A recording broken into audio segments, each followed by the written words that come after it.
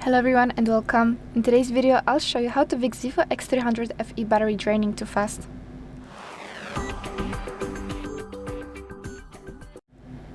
First, let's open settings and scroll down to battery.